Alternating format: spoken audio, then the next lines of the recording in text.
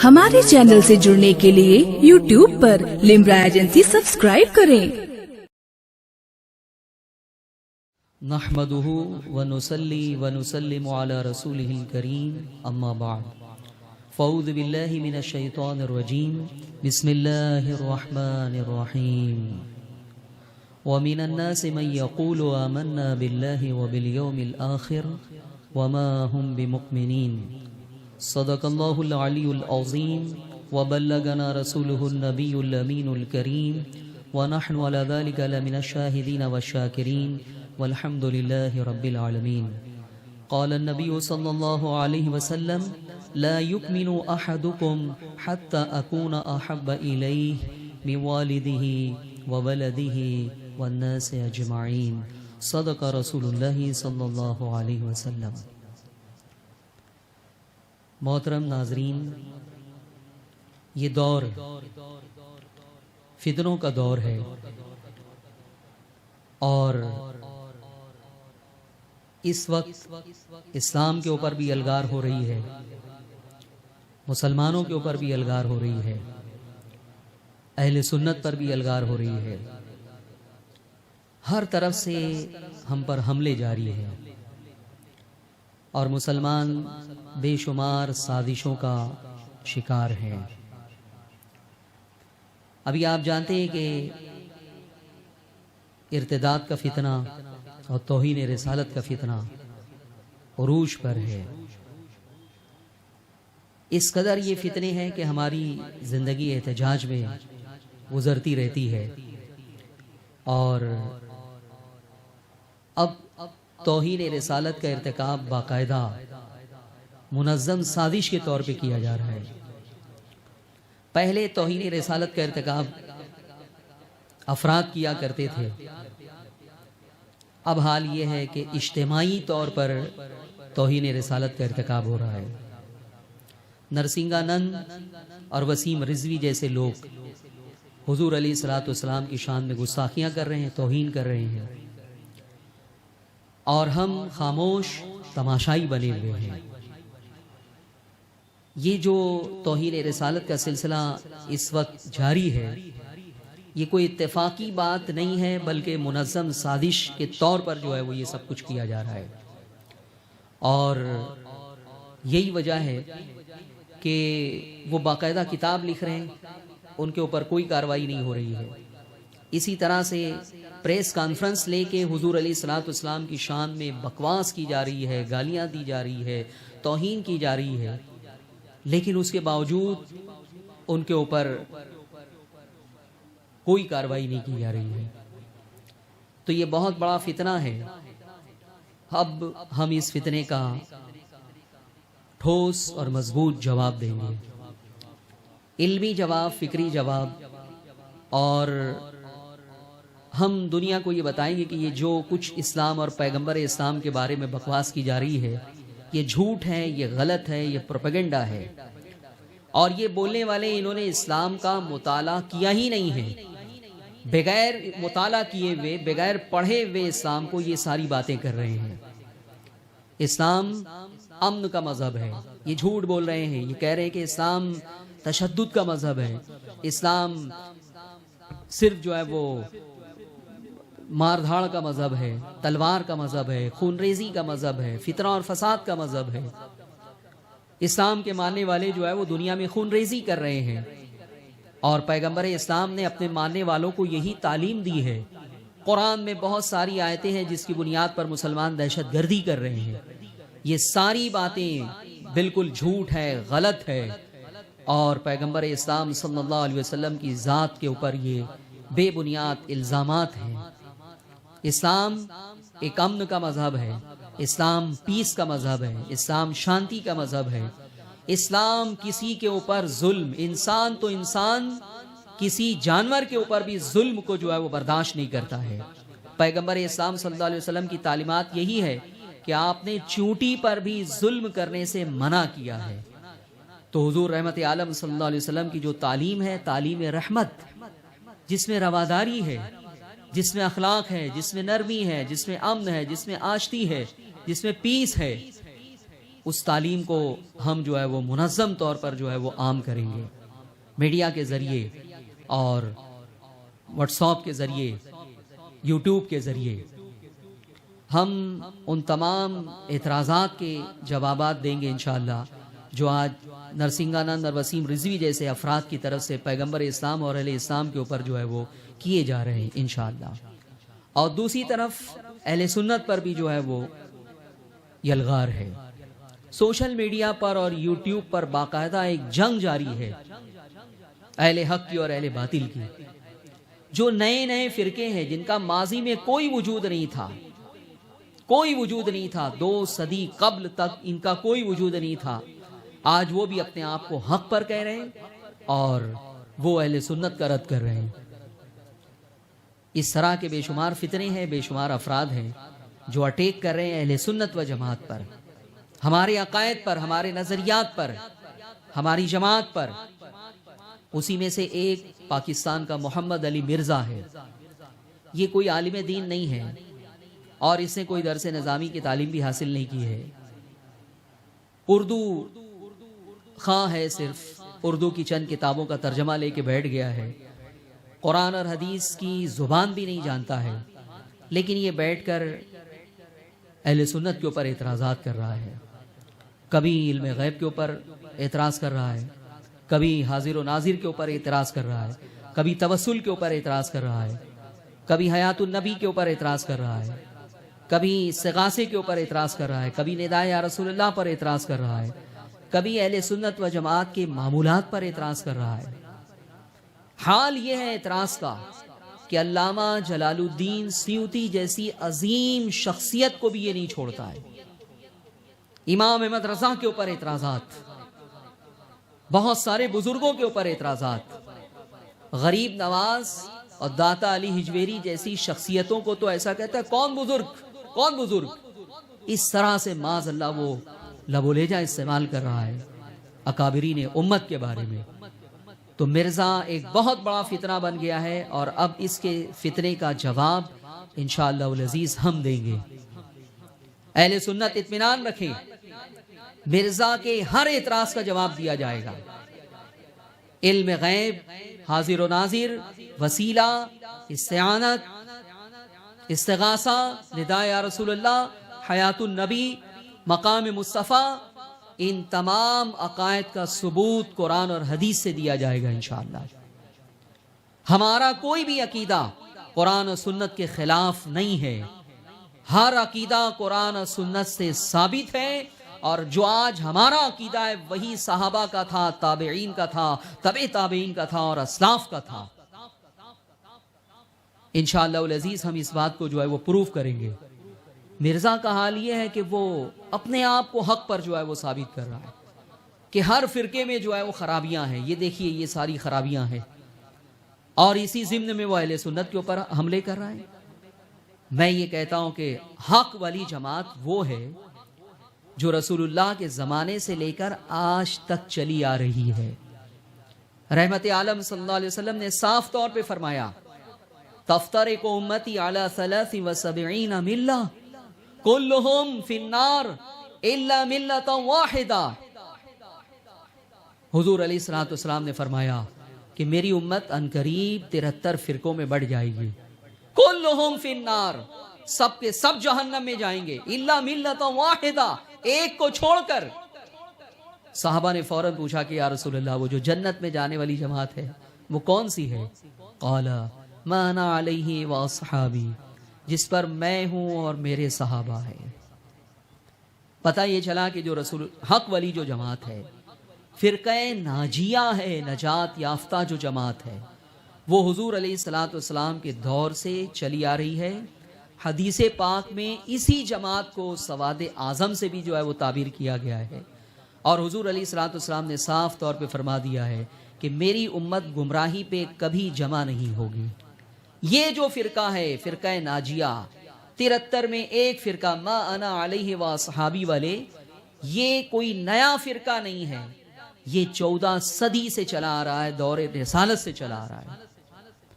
آج اگر کوئی یہ کہتا ہے کہ میں حق پر ہوں، ما انا علیہ واصحابی والے ہم ہیں، تو اسے اس بات کو ثابت کرنا ہوگا کہ اس کی کڑیاں 14 صدیوں سے جو ہے وہ جڑی ہوئی ہیں. لیکن اس وقت اہل سنت ہمارے علاوہ جتنے فرقے ہیں یہ سب نئے ہیں، ان کا کوئی تعلق ما انا علیہ و اصحابی سے نہیں ہے. یہ ماضی میں اپنا وجود ثابت نہیں کر سکتے ہیں. ان کا حال یہ ہے کہ 2 صدی قبل نہ ان کا وجود نظر آئے گا، نہ ان کے علماء نظر آئیں گے، نہ ان کی مساجد نظر آئے گی، نہ ان کے مدارس نظر آئیں گے، نہ ان کے مشائخ نظر آئیں گے، نہ ان کے فقہا نظر آئیں گے. کوئی کچھ 14 صدیوں میں ان کا کوئی اثاثہ آپ کو کہیں نظر نہیں آئے گا. اور ہمارا حال یہ ہے کہ اس دور سے لے کر آج تک یہ جو سواد اعظم جماعت ہے جس پر اللہ کا دست قدرت ہے وہ ہماری جماعت ہے. اب مرزا جیسے لوگوں کو ہم بتانا چاہیں گے کہ ہمارا کوئی عقیدہ قرآن و سنت کی تائید کے بغیر نہیں ہے. اب ہم دلائل کے ذریعے جو ہے وہ اس بات کو ثابت کریں گے اور دنیا کو بتائیں گے کہ مرزا جیسے لوگ تمہیں گمراہ کر رہے ہیں. مرزا کو میں پوچھنا چاہتا ہوں کہ مانا علیہ و اصحابی والے تم ایک تنہا آدمی ہو. تم تو خود دعویٰ کر رہے ہو کہ میں پہلے جو ہے وہ سنی تھا. تمہارے باپ بھی سنی رہے ہوں گے، دادا بھی سنی رہے ہوں گے، پر دادا بھی سنی رہے ہوں گے. یہی حال دیوبندیوں کا ہے، یہی حال سلفیوں کا ہے. جتنے دیوبندی ہیں، جتنے سلفی ہیں، یہ سب سنی تھے پہلے، بعد میں کنورٹ ہوئے ہیں. لیکن سنی کنورٹڈ نہیں ہے. ہم جو ہے وہ 14 صدیوں سے جو ہے وہ اپنی اصل کے ساتھ چلے آ رہے ہیں. ہمارا وجود ہر دور میں رہا ہے، ہر صدی میں رہا ہے. 14 صدیوں میں علماء ہمارے رہے ہیں، فقہا ہمارے رہے ہیں، صوفیہ ہمارے رہے ہیں، مساجد ہماری رہی ہیں اور مدارس ہمارے رہے ہیں. سب کچھ ہمارا تھا. آج بھی جو ہے وہ اہل سنت ہم ہیں. لیکن یہ نئے نئے فرقے جو ہے وہ پیدا ہو جاتے ہیں اور سیاہ ستہ کا ترجمہ لے کے بیٹھ جاتے ہیں اور اس سے لوگوں کو گمراہ کرنا شروع کر دیتے ہیں اور یہ دعویٰ کرتے ہیں کہ میں جو کہہ رہا ہوں وہ حدیث سے ثابت ہے، باقی کسی کا عقیدہ حدیث سے ثابت نہیں ہے. یہ تاثر دیا جا رہا ہے، اس طرح سے گمراہ کیا جا رہا ہے. لیکن انشاءاللہ اب ان کی حقیقت لوگوں کو بتائی جائے گی کہ یہ کس طرح سے گمراہ کر رہے ہیں. یاد رہے کہ ہر شخص جو قرآن اور حدیث پیش کرے اس سے متاثر ہو جانے کی ضرورت نہیں ہے. یہ کہ حضور نے جو فرمایا کہ 72 فرقے جو فرقہ ناجیہ کے علاوہ ہوں گے، وہ کوئی ایک بھی فرقہ ایسا نہیں ہوگا جو یہ کہے گا کہ ہمارا یہ عقیدہ ہے، یہ نہ قرآن سے ثابت ہے نہ حدیثوں سے ثابت ہے. ہر ایک کا دعویٰ یہ رہے گا کہ ہمارا یہ جو عقیدہ ہے یہ قرآن اور حدیث سے ثابت ہے. حتیٰ کہ خارجی فرقہ جو حضرت علی رضی اللہ تعالیٰ عنہ کے دور میں پیدا ہوا، وہ بھی قرآن عظیم کی ایک آیت پیش کرتا تھا، ان الحکم الا للہ، کہ اللہ کے سوا کسی کا حکم نہیں ہے. اور علی تم جو ہے وہ اپنا حکم چلا رہے ہو. شرک کیا جا رہا ہے. تحکیم کے مسئلے کو جو ہے انہوں نے شرک قرار دیا. حضرت علی کو جو ہے وہ اس کی بنیاد پر مشرک قرار دیا. اور حضرت علی نے ان کے بارے میں یہ فرمایا کہ قرآن کی جو آیت پڑھ رہے ہیں نا کہ بات تو ان کی حق ہے، لیکن اس حق بات سے یہ جو مطلب نکال رہے ہیں وہ باطل ہے. یہی حال مرزا جیسے لوگوں کا ہے کہ وہ قرآن اور حدیث لے کے بیٹھے ہیں. لوگ سمجھ رہے ہیں کہ وہ تو قرآن کا حوالہ دے رہا ہے، وہ تو بخاری کا حوالہ دے رہا ہے، وہ تو مسلم کا حوالہ دے رہا ہے، وہ تو سیاہ ستہ کا حوالہ دے رہا ہے. لیکن ان حدیثوں سے یہ گمراہ کر رہا ہے لوگوں کو. یہ خود ان باتوں کو جو ہے وہ سمجھنے سے قاصر ہے. میں آپ کو ایک مثال دینا چاہوں گا کہ لوگ کس طرح سے قرآن اور حدیث سے گمراہ کرتے ہیں. آج مرزا جیسے لوگ یہ کہہ رہے ہیں کہ حضور علیہ الصلوۃ والسلام کو علم غیب نہیں ہے. اس لیے نہیں ہے کہ حضور علیہ الصلوۃ والسلام نے یہاں خاموشی اختیار کی، یہاں ایسا کیا، وہاں ویسا کیا، اتنا بڑا حادثہ ہو گیا. کیوں ہوا حادثہ؟ اگر حضور کو علم غیب ہوتا تو یہ حادثہ نہیں ہوتا. وہ مثالیں پیش کرتے ہیں نا کہ ام المومنین حضرت عائشہ صدیقہ کا ہار گم ہو گیا تو حضور کو پتہ ہی نہیں تھا، تلاش رہے تھے صحابہ، آپ نے جو ہے وہ ان کو نہیں روکا. علم غیب ہوتا تو بتا دیتے کہ وہاں ہے ہار. ام المومنین کے اوپر جو ہے وہ تہمت لگی، الزام لگا، آپ خاموش رہے، آپ نے کوئی صفائی نہیں دی، 1 مہینے تک خاموش رہے. اس طرح سے وہ دلیلیں دیتے ہیں کہ بیر مونا کے کچھ لوگ آئے اور انہوں نے جو ہے وہ حضور علیہ الصلوۃ والسلام سے کہا کہ ہمارے علاقے میں کچھ افراد کو بھیج دیجئے دعوت و تبلیغ کے لیے. 70 صحابہ کو حضور نے بھیج دیا. وہ 70 صحابہ کو وہ لے گئے اور راستے میں انہوں نے ان کو شہید کر دیا.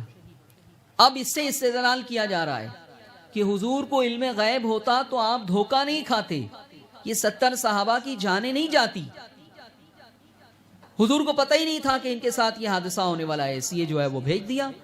علم غیب ہوتا تو یہ حادثہ کیوں ہوتا؟ اس طریقے سے استدلال کیا جا رہا ہے۔ دراصل یہ اعتقادی ٹھوکر یہ اس لیے کھاتے ہیں قرآن و حدیث کو سمجھنے کے سلسلے میں کہ اللہ اس کے رسول کو یہ اپنے اوپر قیاس کرتے ہیں، اللہ اس کے رسول کی ذات کو اپنے اوپر قیاس کرتے ہیں کہ ہماری خاموشی میں ہماری جو بے بسی ہوتی ہے وہی بے بسی اللہ اس کے رسول کے لیے ہوگی۔ ہم جب کسی چیز کا جواب نہیں دے پاتے تو ہماری عدم علم کی دلیل ہوتی ہے، تو یہ سمجھتے ہیں حضور نے جواب نہیں دیا، اس کا مطلب جو ہے وہ ہم اگر دھوکہ کھا جائیں تو یہ ہوتا ہے کہ ہمیں علم غیب ہوتا تو ہم ایسا کیوں دھوکہ کھا جاتے۔ حضور کے ساتھ اتنا بڑا جو ہے وہ حادثہ ہو گیا، 70 صحابہ کی جان چلی گئی، علم غیب ہوتا تو یہ اللہ اس کے رسول کو اپنے اوپر قیاس کر لینے کی بنیاد پر اس طرح کی ٹھوکریں انسان جو ہے وہ کھاتا ہے۔ شیطان صدیوں تک اللہ کی عبادت کرتا رہا، شیطان بہت بڑا عابد تھا، معلم الملائکہ تھا، فرشتے اس کی نازبرداری کیا کرتے تھے، ایک زمانے تک وہ جنت کی نعمتوں سے متمتع ہوتا رہا، لیکن پھر کیا ہوا؟ ایک وقت آیا کہ اسے نکالنا پڑا۔ کوئی پورے واقعے کو بیان کرنے کے بعد یہ کہہ سکتا ہے نا کہ اللہ تعالیٰ کے ساتھ یہ واقعہ کیوں پیش آیا؟ یہ تو دھوکہ ہوا، اللہ تعالیٰ کو پہلے سے پتا ہوتا کہ جس شیطان کو میں نے جنت میں جو ہے وہ رکھا ہے اور اتنا عظیم مقام دیا ہے، ایک وقت آئے گا کہ مجھے اسے جو ہے وہ نکالنا پڑے گا جنت سے۔ اس واقعے کو قرآن میں کئی مقام پر بیان کیا گیا ہے۔ سورہ صاد میں جو بیان کیا گیا ہے اس کے الفاظ آپ ذرا سنیں کہ ان آیتوں کی بنیاد پر کوئی شخص یہ دعویٰ بھی کر سکتا ہے کہ اللہ کو بھی علم غیب نہیں ہے۔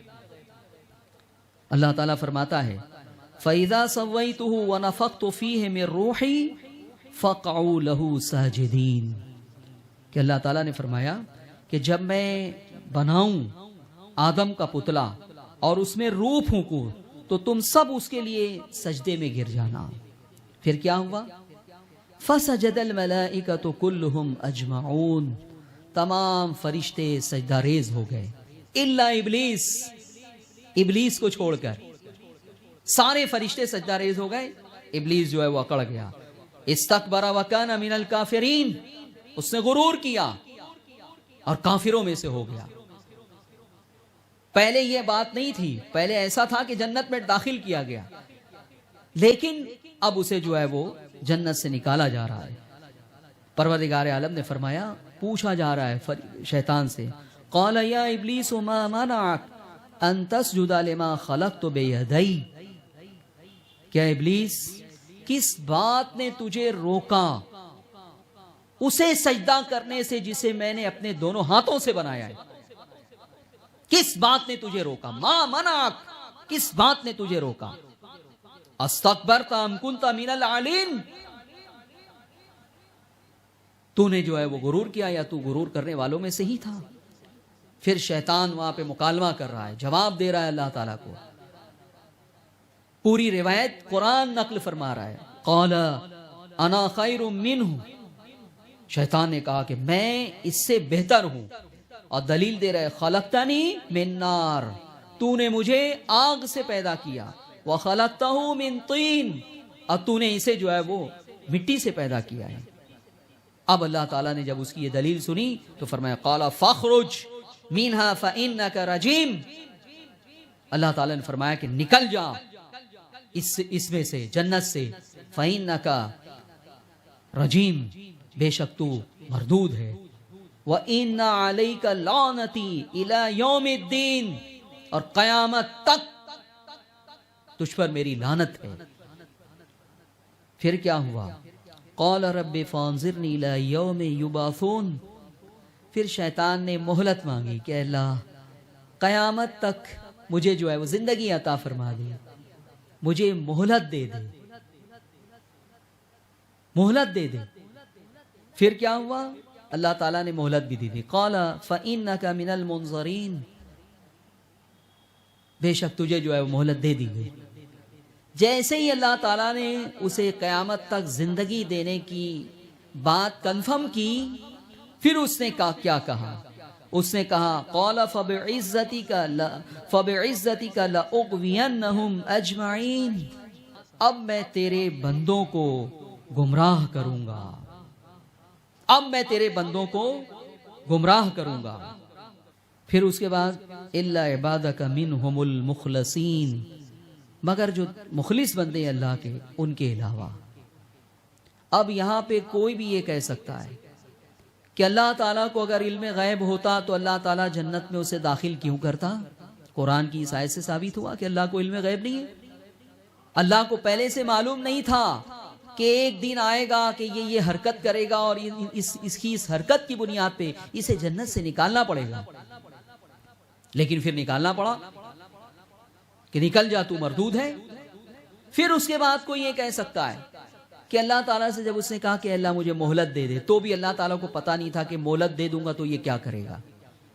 اگر اللہ تعالیٰ کو علم ہوتا تو اللہ تعالیٰ فرماتا نہیں میں تجھے مہلت نہیں دوں گا، مجھے معلوم ہے کہ تجھے مہلت دے دی جائے گی تو پھر تو کیا کرے گا، کوئی یہ کہہ سکتا ہے نا؟ تو قرآن کی اس آیت کی بنیاد پر، اس واقعے کی بنیاد پر کوئی استدلال کر سکتا ہے کہ ان آیتوں سے یہ ثابت ہوا کہ اللہ کو بھی علم غیب نہیں ہے، ورنہ اللہ تعالیٰ کے ساتھ اتنا بڑا حادثہ نہیں ہوتا۔ پھر دوسری آیت کی بنیاد پر بھی کوئی یہ استدلال کر سکتا ہے۔ قرآن میں ایک مقام پہ فرمایا گیا حضرت موسیٰ کے بارے میں، حضرت موسیٰ کا مکالمہ ہو رہا تھا اللہ تعالیٰ سے۔ اس وقت اللہ تعالیٰ نے حضرت موسیٰ کے ہاتھ میں جو لاٹھی تھی اس کے بارے میں پوچھا کہ سورہ طٰہٰ کی آیت ہے وَمَا تِلْكَ بِيَمِينِكَ يَا مُوسَىٰ، اے موسیٰ تمہارے ہاتھ میں کیا ہے؟ اگر اللہ تعالیٰ کو نظر آ رہا ہے، اللہ تعالیٰ کو علم ہے، تو کوئی بھی یہ کہہ سکتا ہے کہ اللہ تعالیٰ پھر پوچھ کیوں رہا ہے کہ اے موسیٰ تمہارے ہاتھ میں کیا ہے؟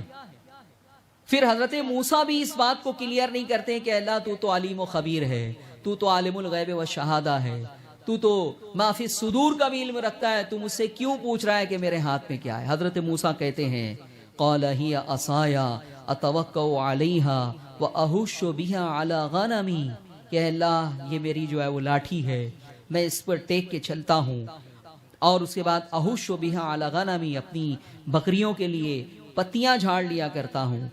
حضرت موسیٰ جو ہے وہ ایک انفارمیشن گویا دے رہے ہیں۔ اللہ تعالیٰ نے پوچھ لیا کیا ہے تو وہ بھی بتا دیا اور اس کا پرپس بھی بتا رہے ہیں۔ کوئی اس آیت مبارکہ کی بنیاد پر جو اللہ کا منکر ہے، دہریہ ہے، وہ یہ سوال کر سکتا ہے کہ اگر اللہ تعالیٰ کو علم ہوتا تو اللہ تعالیٰ یہ سوال کیوں کرتا؟ جیسے آج منکرین علم غیب مصطفیٰ کر رہے ہیں کہ حضور نے یہ سوال کیا، اس کا مطلب علم نہیں تھا، حضور کے ساتھ یہ حادثہ پیش آیا، اس کا مطلب علم غیب نہیں تھا، حضور نے لوگوں کو سے یہ پوچھا، اس کا مطلب علم غیب نہیں تھا۔ میرے عزیزوں اور میرے دوستوں، اس طرح سے قرآن کی آیتوں سے اور حدیثیں بھی ہیں جس سے کوئی علم غیب، اللہ تعالیٰ کے علم غیب کا انکار کر سکتا ہے۔ مسلم شریف کتاب الذکر کی حدیث ہے، حدیث نمبر 2690۔ امام مسلم اس حدیث کو لائے ہیں کہ اللہ تعالیٰ کے کچھ فرشتے ہیں جو ایسی محفل کی تلاش میں رہتے ہیں جہاں اللہ کا ذکر ہو رہا ہو۔ جب دنیا کے کسی گوشے میں وہ ایسی نشست کو پا لیتے ہیں تو وہاں جا کر شریک ہو جاتے ہیں۔ جب وہ محفل ختم ہوتی ہے تو وہ آسمان دنیا کی طرف جاتے ہیں۔ پھر اللہ تعالیٰ ان سے پوچھتا ہے من این جئتم، تم کہاں سے آئے، تم کہاں سے آ رہے ہو؟ یہ جو اللہ تعالیٰ نے فرشتوں سے سوال کیا، کیا اس کی بنیاد پہ کوئی یہ استدلال نہیں کر سکتا ہے کہ اللہ تعالیٰ کو پتا ہوتا تو پوچھتا کیوں کہ کہاں سے آ رہے ہو؟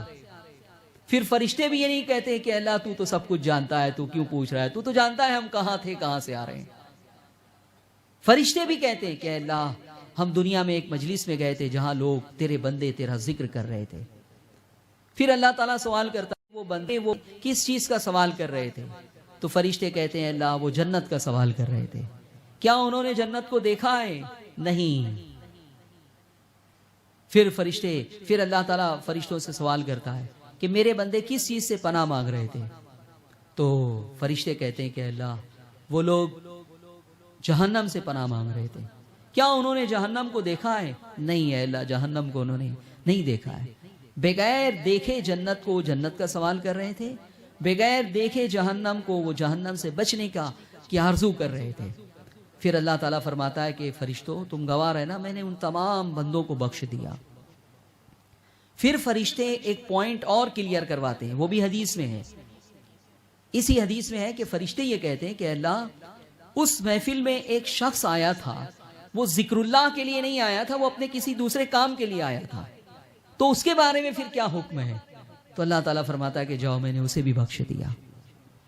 یہ اتنے سارے سوال جواب جو ہو رہے ہیں، اس کی بنیاد پر کوئی اسلام کا دشمن یہ اعتراض کر سکتا ہے کہ اگر اللہ تعالیٰ کو علم غیب ہوتا تو اللہ تعالیٰ فرشتوں سے کیوں پوچھتا مین اینا جے تم کہاں سے آئے؟ یہ ساری کیفیت جو ایک مجلس کی فرشتے بیان کر رہے ہیں اللہ کے سوال کرنے پر، اس کی بنیاد پر کوئی استدلال کر سکتا ہے کہ اگر اللہ تعالیٰ کو علم غیب ہوتا تو یہ سب نہیں ہوتا. یہ مسلم شریف کی حدیث ہے. تو لوگ اس طرح سے قرآن اور حدیث سے استدلال کر رہے ہیں نبی اکرم صلی اللہ علیہ وسلم کی ذات کے بارے میں، اور گمراہ ہو رہے ہیں. یضل بہ کثیرا ویہدی بہ کثیرا. بہت سارے لوگ قرآن پڑھ کے گمراہ ہوتے ہیں اور بہت سارے ہدایت پاتے ہیں. اور اختیارات کے بارے میں بھی کہا جاتا ہے. مرزا بھی بہت بکواسیں کرتا ہے، یہ بزرگوں کو کچھ ہوتا تو ایسا کیوں ہوتا، ویسا کیوں ہوتا. کچھ لوگ جو ہے کہہ رہے ہیں کہ وہاں بغداد میں اتنی بمباری ہو گئی، شیخ عبد القادر جیلانی کو کچھ طاقت ہوتی تو بمباری رکوا دیتے. اب اگر اللہ کے ولی کوئی اقدام نہ کرے، خاموش رہے، کچھ نہ کرے، تو اس کی بنیاد پر یہ استدلال ہو رہا ہے کہ وہ بے بس ہیں، کچھ نہیں کر سکتے. کوئی اللہ تعالیٰ کے اوپر بھی اسی انداز میں اعتراض کر سکتا ہے کہ تم خانہ خدا کہتے ہو، کعبے کو حرم کہتے ہو، اللہ کا گھر کہتے ہو، بیت اللہ کہتے ہو. ارے وہ ایک زمانے تک جو ہے وہ مشرکین کے قبضے میں تھا. تمہارا خدا جو ہے وہ اتنا پاورفل ہے جتنا تم بتاتے ہو، تو پھر وہ خالی کیوں نہیں کروا لیا گیا بیت اللہ کو؟ ایک زمانے تک وہاں پہ جو ہے وہ صدیوں وہاں بت پرستی ہوتی رہی. اللہ کی عبادت کے علاوہ بتوں کی عبادت ہو رہی تھی، اصنام پرستی ہو رہی تھی. کیوں نہیں جو ہے وہ اللہ تعالیٰ نے خالی کروا لیا حرم؟ اس کا مطلب اللہ کو کوئی پاور نہیں ہے، کوئی طاقت نہیں ہے، کوئی استدلال کر سکتا ہے؟ وہ کہے گا قرآن میں تم واقعہ بیان کرتے ہو کہ ابرہہ جب آیا تو اللہ تعالیٰ نے جو ہے وہ ان کے اوپر عذاب نازل کیا اور انہیں جو ہے وہ تباہ اور برباد کر دیا گیا، وہ کعبے کے اوپر حملہ نہیں کر سکے. ارے وہ جو کعبے میں گھسے ہوئے تھے ان کو اللہ تعالیٰ نے کیوں نہیں نکال دیا؟ ایک زمانے تک جو ہے وہ مجبوری رہی. یہ کوئی استدلال کرے گا؟ خاموشی کو جو ہے مجبوری، بے بسی، اس سے استدلال کرے گا کوئی بھی؟ بے شمار انبیاء کرام کو اللہ تعالیٰ نے دنیا میں بھیجا دعوت کے لیے، تبلیغ کے لیے، توحید کا اجالا پھیلانے کے لیے، حق کی دعوت دینے کے لیے، لیکن وہ دنیا میں آئے، لوگوں نے انہیں شہید کر دیا. یہودیوں نے ایک ہی دن میں 40 انبیاء کرام کو شہید کیا ہے. روایتوں میں 40 انبیاء کرام کو. حضرت زکریا علیہ السلام کو قتل کر دیا لوگوں نے، حضرت یحییٰ کو قتل کر دیا. حضرت یحییٰ نے جو ہے وہ فتویٰ دے دیا تھا. ان کے زمانے میں دمشق کا جو بادشاہ تھا، اس کی جو بیوی تھی، اس نے اس کو 3 طلاق دے دیا. 3 طلاق دینے کے بعد حضرت یحییٰ سے اس نے جو ہے وہ فتویٰ پوچھا تو آپ نے فرمایا کہ اب وہ تیرے لیے حلال نہیں ہے. تا وقتیہ کوئی اس سے نکاح کرے، عدت گزرنے کے بعد کوئی اس سے نکاح کرے، پھر اگر وہ اسے چھوڑ دے، طلاق دے دے، پھر اس کی عدت گزرنے کے بعد وہ تیرے لیے حلال ہو سکتی ہے، اس سے پہلے حلال نہیں ہے. تو وہ جو بادشاہ کی بیوی تھی وہ اس فتوے سے بہت ناراض ہو گئی اور اس نے حضرت یحییٰ کو صرف اس فتوے کی بنیاد پر شہید کروا دیا. کوئی یہ کہہ سکتا ہے کہ لوگوں نے جو ہے وہ انبیاء کرام کو شہید کر دیا، اس کا مطلب اللہ تعالیٰ کو کوئی طاقت اور پاور ہے ہی نہیں؟ اللہ نے ایک مشن کے تحت کسی کو بھیجا اور اس کی حفاظت بھی اللہ تعالیٰ نہیں کر سکا. تو اس طرح کی روایتوں کی بنیاد پر اگر ہم اللہ اور اس کے رسول کو اپنی ذات پر قیاس کرنے لگیں گے تو اسی طرح سے جو ہے وہ قرآن و سنت کو پڑھیں گے اور ٹھوکریں کھائیں گے. اور یہی ہو رہا ہے، مرزا یہی کر رہا ہے. تو اہل سنت و جماعت اطمینان رکھیں، اب انشاءاللہ اسلام پر اٹھنے والی ہر آواز کا جواب دیا جائے گا، اسلام پر کیے جانے والے ہر اعتراض کا جواب دیا جائے گا، اہل سنت کے عقائد پر کیے جانے والے ہر اعتراض کا جواب دیا جائے گا. اور ہم قرآن سے ثابت کریں گے اپنا عقیدہ، بخاری سے ثابت کریں گے، مسلم سے ثابت کریں گے सियाह सित्ता से साबित करेंगे और इस बात को भी साबित करेंगे कि हमारा जो अकीदा है यही अकीदा 14 सदियों में उलमा का था, फुकहा का था, मुहद्दिसीन का था, मुफस्सिरीन का था, असनाफ का था, सहाबा का था, ताबईन का था, तबे ताबईन का था। इंशाअल्लाह भी इस बात को साबित किया जाएगा। और ये तहरीक हम शुरू कर रहे हैं, आज ये उसका ऐलान है। हम अल्लाह ताला की बारगाह में दुआ करते हैं कि अल्लाह ताला हमारे आमाल में इखलास अता फरमाए, हमारी जुबान में तासीर अता फरमाए और दुनिया के करोड़ों अहले सुन्नत उनके अकीदे के तहफ़्फ़ुज़ के लिए हम ये जो मिशन शुरू करने जा रहे हैं, अल्लाह ताला गैर से इसमें हमारी मदद फरमाए। सदाए हक के नाम से यूट्यूब पे एक चैनल बनाया जा रहा है, सदाए हक, और उसके ऊपर सारे लेक्चर जो है वो लोड किए जाएंगे। और हमारी कोशिश ये होगी कि पहले जो है वो 40 लेक्चर जो है वो अहम जो मौजूआत हैं, सबसे अहम जो मौजू है वो है शिर्क क्या है और बिदत क्या है।